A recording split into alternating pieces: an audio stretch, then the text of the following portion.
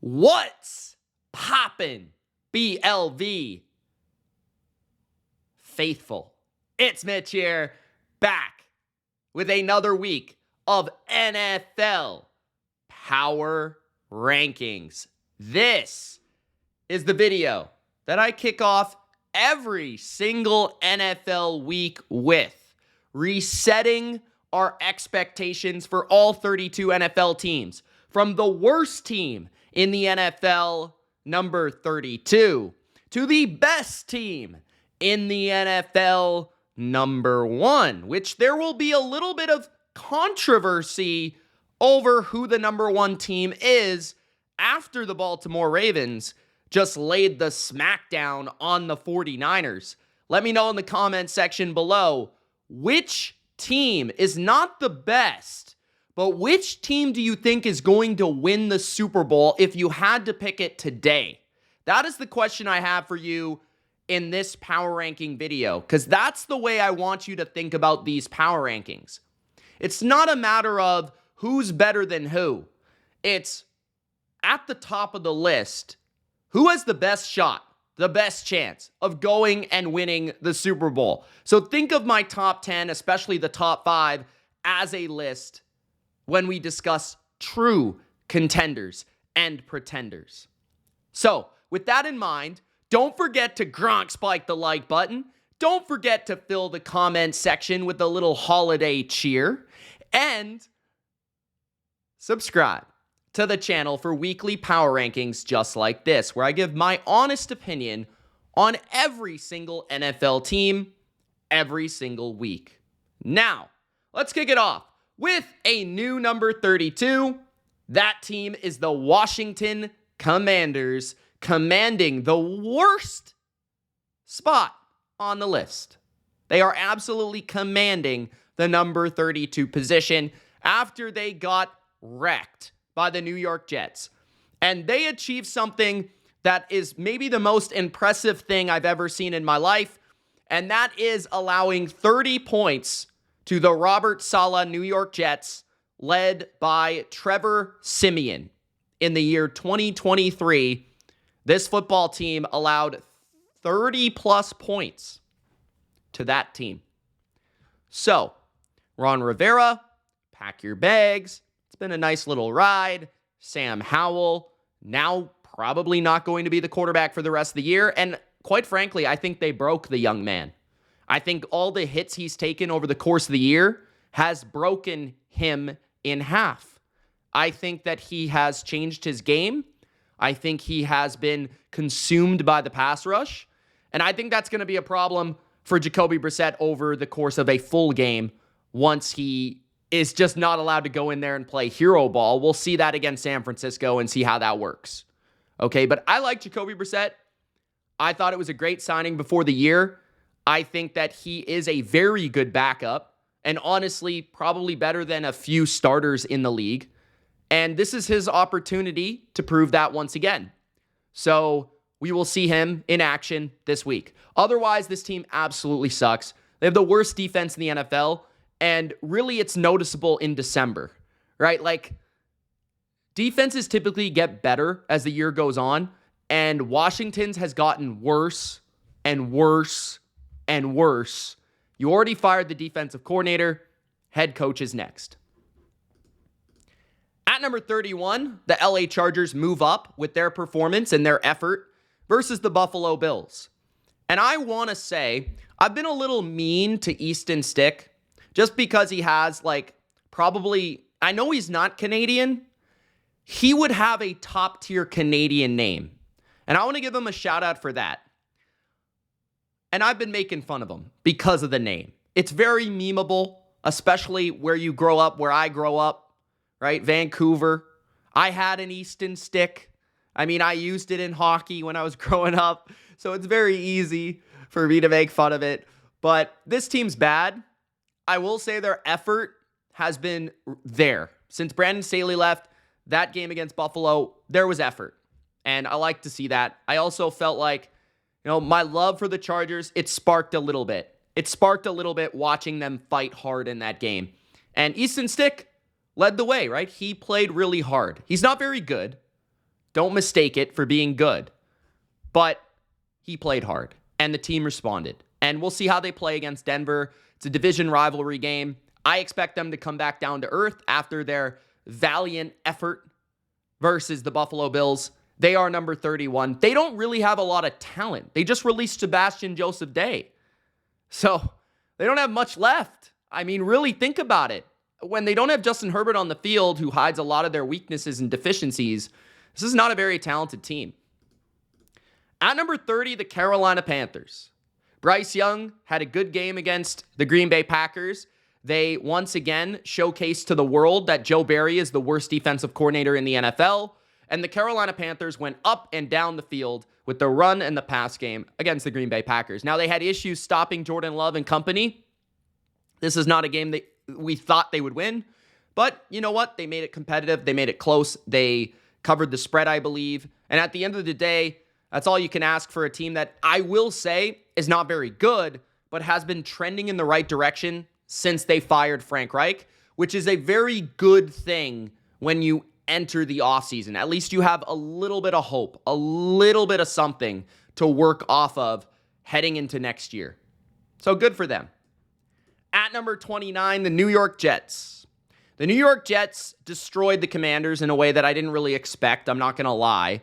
But this team is just a team that I can't really get right when it comes to when I bet on them, they disappoint me. When I fade them, they actually come through. So I can't really understand the Jets. Maybe it's the games where their defense is able to really capitalize and dominate, where they're able to win or maybe, upset a team. But that's about it. I mean, this team is still bad. I still feel like they should not run this back.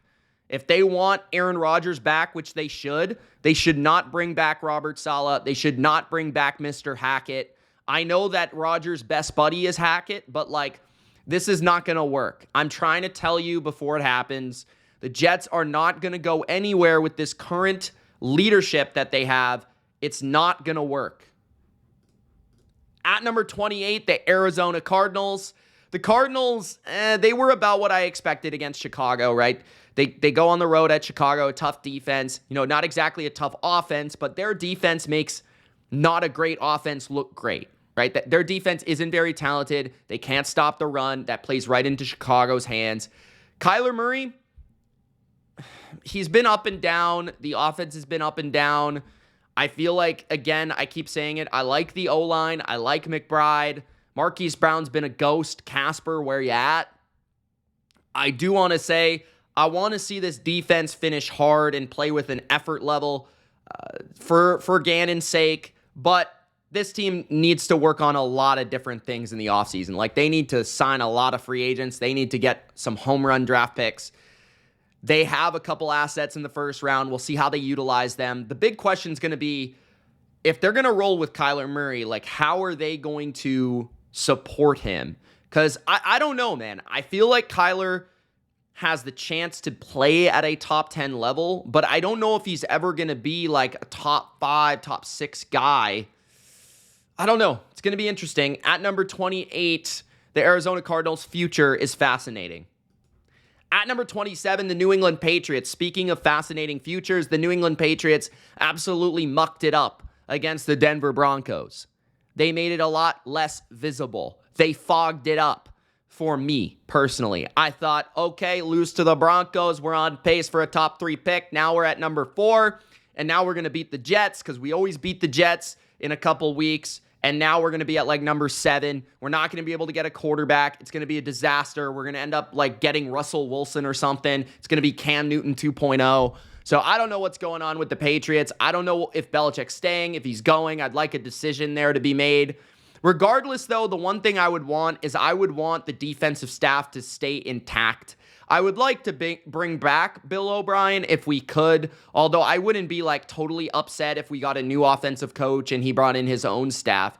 But if it is Belichick, I'm hoping that Bill O'Brien stays around. But, I mean, this team, they play hard on defense. They've got an elite defense, in my opinion, and they make a lot of different plays that change the course of a game. I thought Christian Barmore looked like an all-pro in that game against Denver. I really like the effort from the secondary. I think the linebacker position has low-key been a huge strength for this team this year. And that has been a big difference, in my opinion, in the run defense. Like Anthony Jennings playing at the level that he's playing, Mac Wilson playing at the level he's playing. Even guys like Mapu are sticking out now. And then you've got, of course, Jawan Bentley playing at the level. And just like the ability to see the front seven rotation that they've built post Matt Judon going down, I think it's been an extremely impressive thing. So, yeah, I mean, the Patriots defense is real. They need a lot of work on offense this offseason. I still have my hope as a fan. We'll see where it goes. But I'm just most intrigued to see what happens with Belichick at this point. At number 27, he's at least making a case he should come back. At number 26, the New York G-Men. The G-Men, again, played hard for Brian Daboll and Wink Martindale. I felt like the defense played pretty hard. You know, they sent a bunch of different dynamic blitzes. They got after Jalen Hurts. They had a pick six. They made some nice plays. I felt like the Giants were able to run the ball fairly well with Saquon Barkley. The pass game was inconsistent. Tyrod Taylor went in there and he actually provided them a spark down the field. Darius Slayton, shout out to him, who's been like the leading receiver on the Giants for like 4 of the last 5 years. Who would have thought that? But the Giants are interesting because I don't know if they're going to be in any position to really replace Daniel Jones. Like, I don't know what they're going to do this offseason. And to me, they still need a lot of work on the O-line. They need a lot of work at receiver. They've got a lot of work to do. I feel like they've got a good coaching staff, but they're missing a lot of the pieces, the Jimmies and the Joes, to make this thing happen in New York. At number 25, the Denver Broncos. The Denver Broncos are my number 25 team. They slip in the rankings because they lost to the Patriots. They lost to Bailey Zappi, who they made on defense look like Lamar Jackson at times, avoiding pressure, stepping up, avoiding blitzers and all that stuff, and making throws down the field. I mean, you can simply not make Bailey Zappi look like Michael Vick in 2006. That is not something you can do and get away with it in my book. Their run game, when it doesn't work, their offense doesn't work. Russell Wilson benched, rightfully so. He has been a roller coaster his entire Broncos career. I thought that he played pretty well as a game manager early in the year, and I think he's been benched because he's not playing within the structure of the offense, and he's not getting enough of the plays that Sean Payton is drawing up. So therefore, Jarrett Stidham will go in, and it's a chance to buy low on the Broncos here. I think their defense will also respond in this week against the Chargers, but this is a big Sean Payton spot coming up. This team simply could have won this many games with a lot of other quarterbacks. I think Russell Wilson getting mad at that, him sitting, would be just not understanding what the Broncos have been this year. At number 24, the Tennessee Titans. The Tennessee Titans are my number 24. Mike Vrabel continues to have his team fight to the end. Derrick Henry has definitely been on his last legs. Ryan Tannehill definitely looked slow. He did not look like the same Ryan Tannehill he did a couple years ago. His movement skills have completely diminished. DeAndre Hopkins becomes a non-factor without Will Levis in there. I did like what I saw from Chig Okonkwo. He actually helped me advance in a best ball tournament, so thank you to him. And defensively, they continue to stop the run, continue to play hard there. It's just the secondary is a little leaky, but I think this team would make a huge mistake to move on from Mike Vrabel. I think they've got a little bit of something in Will Levis, but they need a lot of work on the O-line, which is one of the weakest, O-lines in football, if not the weakest in football, and especially shows up on the road. At home, they've been a little bit better. At number 23, the Pittsburgh Steelers, who are very much like Tennessee. I think they've got a better offensive line. And that pretty much is the difference between the two teams, right? Both teams have really good front sevens. TJ Watt might be another difference where he just makes a handful of big-time plays. Cameron Hayward, some big-time plays. They've got, in my opinion, a little bit of a weakness at linebacker. Secondary has been beat up at safety. Corners have been up and down and all around. And then, offensively, I felt like Mason Rudolph gave them a bit of a spark. He was willing to take some risks, make them some throws, especially to George Pickens. And he made some big-time plays, had a Randy Moss stat line in that game.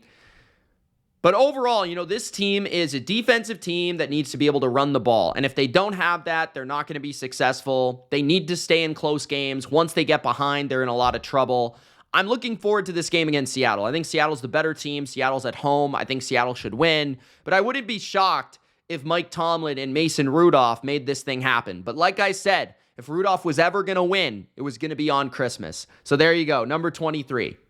At number 22, the New Orleans Saints are up next. The Saints, they just flat out feel like a team that has gotten old on defense, and offensively, they're not a lot of substance. They're a lot of flash. They're a lot of yards and empty calories, but they're not a lot of production. And that is the team for me. Like, there's a few plays in the game on fourth down, on offense and defense that they just did not capitalize on, and that made the game one-sided for the Rams until a late comeback, which we've seen many times for the Saints this year, where they put up yards and stats and really in garbage time, to be honest. And Derek Carr is a box score quarterback at this point. He is not the guy for New Orleans. I think they need to completely revamp their organization from general manager through the head coach, through the quarterback. They need to look at a different era in New Orleans at number 22. At number 21, the Minnesota Vikings. The Vikings quarterback is a lot of fun to watch. Nick Mullins, he's going to throw 3 to the other team. He's going to throw 3 for the Vikings, but you don't know who it's going to be to. And Nick Mullins is a lot of fun to watch just for that. Justin Jefferson made some of the most ridiculous catches you've ever seen in your life in that game against the Detroit Lions. The offensive line is still really quality. I like what Chandler's brought to the backfield. You know, Addison's a lot better player when Jefferson's on the field. He's a bit banged up. TJ Hawkinson lost for this season. Really hurts their offense. He's been a really productive player for them. KJ Osborne had a big sighting in that game against the Lions that helped them stay relevant. But I don't know, man. This team just doesn't have anything left. I feel like they're just running out of gas. A lot of injuries on defense, a lot of injuries on offense. This team is just, they need next year, right? They need an offseason to recoup, add some players. I think they could be a really good team next year if they can figure it out and support Kirk Cousins, who I believe will be back, actually. Brian Flores and Kevin O'Connell have become a really good offense-defense combination. In many ways, like, O'Connell is the head coach, but they're almost co-head coaches.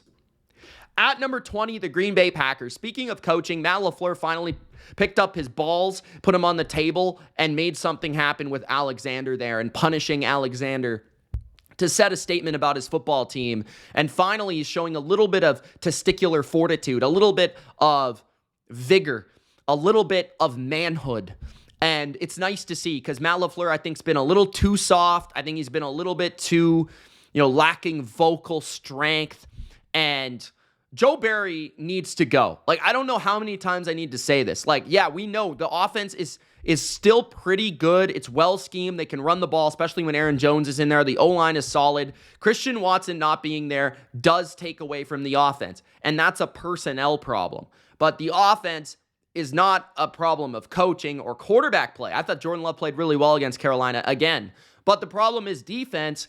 The defense can't stop a freaking nosebleed, and they have all these first-round picks. They need to fix it. They need to fix it. At number 19, the Indianapolis Colts. The Colts are just, I don't understand this team. Like, I can't pick their games right. I don't understand when they're going to show up, when they're not going to show up. I don't really understand why their offense is so good, other than the fact that they can run the ball a bit. They've got a good O-line, and they've got a good offensive coordinator. I mean, the pass game is very up and down. Minshew's very up and down. He's very, just crazy. And then Michael Pittman not being there was an obvious loss. He's their only real good receiver. I mean, Alec Pierce is not good at football. I'm sorry. And Josh Downs is just, he's like a number 3. They don't really have a quality tight end. Jonathan Taylor doesn't give you much out of the backfield, which I question why they signed him to the contract they did. He's a good player, but I don't really know if he brings the value of that contract, especially considering what Zach Moss has brought this year. Defensively, they're just not very good, especially in the secondary. They're not very good against the pass. So, number 19, the Colts. Don't really understand that team. At number 18, the Atlanta Falcons. The Falcons, they really had a good game. They might have had the most dominant, impressive game they've had all year. Taylor Heineken went out there and balled out and did enough to win, and Bijan doing his thing, and the O-line being healthy. But most importantly, it's all about the defense. The defense, when they're healthy, they're a good unit, right? They can stop the run really well. They've got really big, strong, physical D linemen like Calais Campbell. And then in the secondary, they're talented enough They're blitzing from every angle. They can get pressure with dynamic athletes at linebacker and on the edge. So to me, the Atlanta Falcons, if their defense can be healthy, they're a better team than I think people give them credit for. I believe they need to get rid of Arthur Smith. I believe they need to find a new quarterback. I believe they should do these things. I think they're going to go after a new quarterback. I don't think they're going to fire Arthur Smith. That's kind of what I stand on right now. But they're just going to miss the playoffs. At number 17, the Jacksonville Jags. This team's a disaster, right? Trevor Lawrence is not healthy, so I cut them some slack. When he's healthy, this team can be a bit better. But the O-line can't block. They allow way too many pressures, way too many sacks, and Todd Bowles exposed that, and I'm worried about them moving forward. The receiving core is really talented, but it feels like Trevor Lawrence doesn't really know that, and then they can't run the ball. I mean, Travis Etienne's awesome, but they can't run the ball. Defensively, they're super inconsistent. Probably the most inconsistent defense I've seen all year. At number 16, the Cincinnati Bengals. Another team where I feel like they're better than they played. I think without Jamar Chase, they are not nearly as good on offense, right? They don't have Joe Burrow already, so you take away the great quarterback, but then you also take away that great receiver that uplifts a backup, and you just have a backup quarterback, right? T. Higgins, Tyler Boyd, that's just an average receiving core at that point. Well, it's still better than the Patriots, but it's an average receiving core at the point of not having Jamar Chase. You just have a bunch of kind of guys at tight end. Joe Mixon in the run game is still there to kind of carry you, and we'll see how that works out against Kansas City. But I'm worried in this matchup where they might not be able to separate and make plays in the passing game without Jamar Chase. Defensively, I think they've been not very good all year, but not a lot of people have really talked about it. They haven't been able to stop the run without DJ Reader really since he's been there. But the pass game too, like the safeties, I don't know what it is, but their pass defense has also been giving up explosive chunks. They kind of tighten up in situational football, like the red zone, but they give up chunks in the pass game. They give up consistent yards in the run game. Just not a good defense combined with a backup quarterback. It's not really a great situation, especially without Jamar Chase right now. At number 15, the Las Vegas Raiders. I think the Raiders are playing really quality football, especially on defense. They're extremely well coached. They stopped and stifled the Chiefs' running game, which was a huge surprise. I mean, how many carries went for 1 or 2 yards? The Chiefs wanted to run the ball. They couldn't. And the pass rush, Diablo has really come on and helped out Max Crosby. The secondary, Jack Jones, has been a great addition, making plays out there. I think guys like Robertson, Hobbs, the safeties, Morig, been playing well. And Spillane's been a real leader in the middle. I really love this defense and watching them play. They're very smart and they're very well schooled. And they can do everything pretty well. And then offensively, they've got a pretty good O-line. When Colton Miller's in there, they can run the ball a bit with Zamir or Josh Jacobs.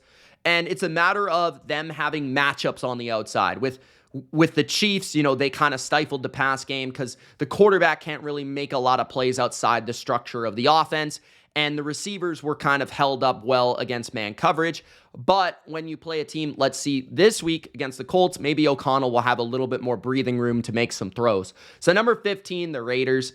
At number 14, the Chicago Bears. Very good defense and a very inconsistent roller coaster of an offense that's capable of making splash plays. That's enough for them to beat bad teams. That's the way I see the Bears, right? Justin Fields, he can make a big throw every once in a while, a big scramble every once in a while. He'll also fumble. He'll also throw a pick. He'll also take a sack.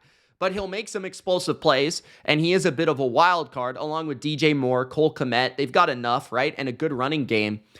I think the O-line's been a good story as of late as well, playing better football. And the defense, I just feel like, is a top 8 unit in the NFL. They've got a really good secondary. I think the pass rush has been playing well. Matt Eberflus has done a good job. I think this is a team that I like in the middle of the NFL right now because they just play good defense every week, especially in a place like Chicago where there's going to be weather.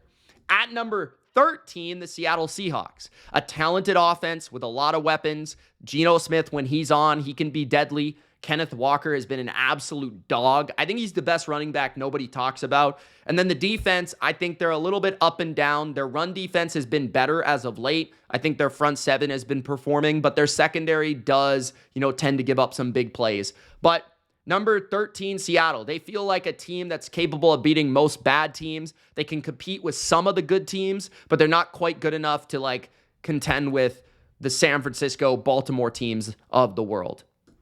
At number 12, the Houston Texans. The Houston Texans are my number 12 with CJ Stroud. Obviously, we saw them lose with Case Keenum and looked a little bit better with Davis Mills. But when CJ Stroud's in there, it changes their team. He's their best player, in my opinion. He is their offense. Without him, they don't have much. Defensively, though, is why I put them at number 12, because I think they're starting to become really solid against the run. That gives them an opportunity in the pass game. Their corner play has been a bit hit and miss. Their pass rush, I think, has, when they have CJ Stroud and they're able to get into a lead, I think their pass rush has proven they can be pretty productive, but they've been missing those game scripts as of late. You know, I think they've done a really good job the last couple of weeks coaching this team despite not having CJ Stroud. Offensively, they need to figure out a run game. Like, this has been a problem all year. At number 11, the Tampa Bay Buccaneers. In my opinion, a rising team in the NFL. Like, they've been playing great football. Baker's been playing great football, arguably top 10 football. Their offensive line has been protecting the quarterback extremely well, and they figured that out from last year. Dave Canales has been extremely good calling plays as of late and found a rhythm with his quarterback with that relationship with Baker Mayfield. Rachaad White has become a really confident all-around running back, right? He's not the most explosive, but he just does everything really well. Chris Godwin has gotten healthier and jittery and like back to Chris Godwin. Mike Evans is still Mike Evans. They've got good enough, you know, like third receiver, fourth receiver type vibes with the tight end Otton, with Palmer, with guys like that who just make enough plays. And Baker's really gotten this offense cooking, man. And then on the other side, the defense, we know that they're very hard to prepare for. They've got a lot of different blitzing packages. Todd Bowles does a great job with that. When Vita Vea's in there, they're really good against the run. Levante David's still a baller. Antoine Winfield's one of the best safeties in the league. They need healthy cornerbacks. Healthy cornerbacks really helps this team.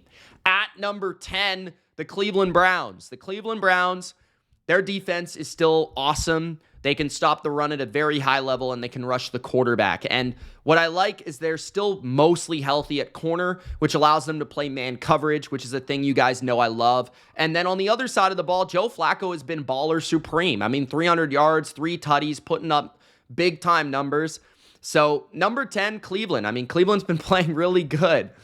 At number 9, the Los Angeles Rams, and I wanted to put them higher. It was just a matter of the other teams kind of beating them out and some of the earlier stuff throughout the year for the Rams. But the way Stafford's playing, this team can really go into any stadium and beat any team right now. Like, he is playing MVP caliber ball. He is throwing the ball as well as I've ever seen him throw it. They're running the ball really at an elite level. McVay is calling great game scripts, and Nakua is real. I mean, that guy is a stud. The defense, I think they're figuring it out a little bit. Their secondary is pretty lousy, but up front, they're good against the run, and they got a lot of guys that fly to the football. At number 8, the Kansas City Chiefs. I don't know where to rank this team. Patrick Mahomes is still good, but he seems a little shaken up.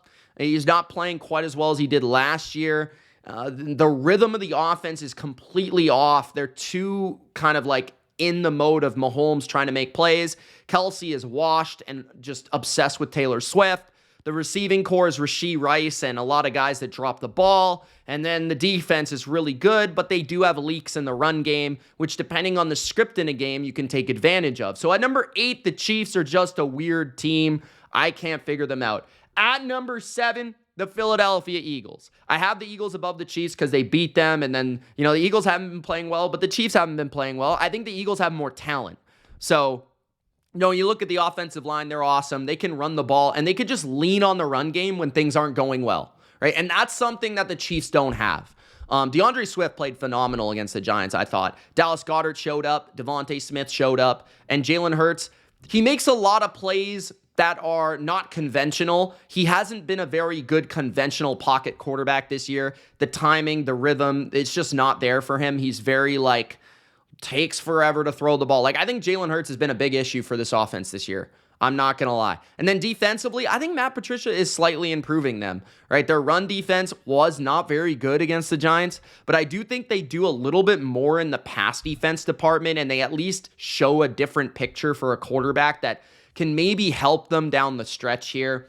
At number 6, the Detroit Lions. The Detroit Lions, they've got a really good offense. They can run the ball. They can control the game through their offensive line. The defense is suspect. The defense, I want to see them play against Dallas. They should be getting pieces back, which will help. But the offense is really good enough for me to put them at number 6 because I know what I'm going to get. And they can control a game. At number 5, the Dallas Cowboys. The Dallas Cowboys could have easily beaten Miami. I think a lot of people look at that game and say, oh, Miami, statement game. No. If the fullback doesn't fumble at the 1-yard line, Dallas probably goes on to win that game, and it's as simple as that. I thought Dallas played really well in getting Miami's offense to third down, forcing field goals. I mean, 3 50-yard field goals doesn't often happen against you. Oftentimes that kicker misses one of those, especially outdoors.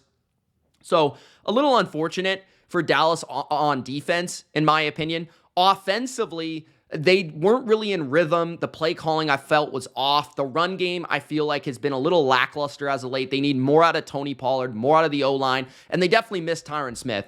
I think when they're fully healthy and on their game, they can beat just about anybody, but they have been a little bit hurt and a little bit just like not quite on their P's and Q's. So we'll see how this goes. I think Detroit's a big spot for them to bounce back. At number 4, the Miami Dolphins. You know, all the things I said about Dallas, I think Miami has been able to, because of Mike McDaniel and Vic Fangio, withstand injuries to both sides of the ball and still be productive. And I give them a lot of credit for that. You know, no matter how much I may meme them or troll them, I feel like the defense has still played at a high level despite injuries to Holland, Howard, Ramsey, Phillips, all these different guys. And then offensively, Tyreek, Waddle off every game. But, this is a top 5 team without a doubt. Whether you want to put Dallas ahead of Miami or Miami ahead of Dallas, that's up to you. I felt that game was really competitive between two good football teams. Both teams have a chance to get to the AFC Championship. Not quite sure or the championship games for the conferences. I'm not so sure that both are going to get to the Super Bowl, but conference championship games would make a lot of sense. I think the defense will be the engine for this team, whether or not they can make it far. At number 3, the Buffalo Bills. The Bills, people forget for whatever reason. A lot of people want to put Miami above them. The Bills beat the crap out of Dallas at home. Miami barely squeaked by. So that's just something to think about. Even though Buffalo came back down to earth against the Chargers, I still think they're a better football team than Miami because of Josh Allen, because I trust him, and because the defense, I think, has been trending upward. You really look at that Charger game, it was turnovers that made it close, which is a common theme with Buffalo, but it is what it is. This is a team that always plays to the level of the opponent, and that's what we get with Buffalo. At number 2, the Baltimore Ravens, and people are going to be mad about this because it's not number 1, but let me just say this. Yes, the Ravens beat the Niners, and yes, they deserved the recognition of that victory. And if you want to put them at number 1, I wouldn't hate on it, and I wouldn't necessarily disagree. But my opinion here is that I still think the Niners will win the Super Bowl. So my projection and my power ranking is not necessarily, okay, the Ravens beat the Niners, so they're number 1. It's, okay, yeah, the Niners lost here, but if I'm picking a team to win the Super Bowl, I'm still picking the Niners, right? So that is my stance, at least. You might disagree. But they made Brock Purdy look human, which is something not a lot of teams have been able to do. Not a lot of defenses have been able to do that. And yeah, you could say turnover luck and all that stuff, but they forced a lot of those plays to happen, and they could have had more interceptions than they had. So for just Baltimore to be able to walk in there and play a well-schooled team and a great, talented team like the Niners, go in there and dominate for portions of the game is extremely impressive, right? No matter what happened. Even though there was 5 turnovers to 0. So Baltimore has proven to me now that they deserve to be right there with the 49ers. I wasn't so sure, right? Because they hadn't played, Buffalo, Miami, Kansas City. They hadn't played Dallas, right? They hadn't played a lot of elite teams. So I wasn't really sure what they were yet. And now we truly see it. So at number 2, I favor them to win the AFC, but I still favored the 49ers to win the Super Bowl. I think they were unfortunate in the game. I think that they didn't play their best game. There's no doubt. And I think a lot of that game had to do with psychological factors. I think that the Ravens being 6-point underdogs. I think the Ravens being, with that mentality of people counting them out. And the Niners being a little bit fat and happy and not really needing that game, right? The Ravens needing it more. A lot of factors went into that game, along with Brock Purdy just pooping himself. That's not going to happen again. Like, that's, as much as you may say all the Ravens dominated and beat the crap out of the Niners, like, if they play again, I can guarantee you that 5 turnovers to 0 is not going to happen. And you really think about it, as bad as the Niners played in the game, they were still leading early in the game. They were outgaining the Ravens in the game, and they did at the end of the game. And you look at, okay, first interception in the end zone, last interception in the end zone. Those 2 plays are touchdowns. Were going to overtime. So as bad as the Niners played, they still, like, in many worlds, are able to make that a very good game. So to me, like, they're still the best team. I still believe in them the most. I still think they have the best offense in the NFL. I still think they've got a top 5 defense. Their defense might not be as good as last year, but it's still really good. And with the way the offense plays, it's hard to beat this team and play the way the Ravens did, which is why I give the Ravens so much credit. But the Niners, to me, on a consistency basis, are still the best team in the NFL. And those are my power rankings entering week number 17. Thank you so much for watching. It's Mitch, and we'll see you in the next video. Peace.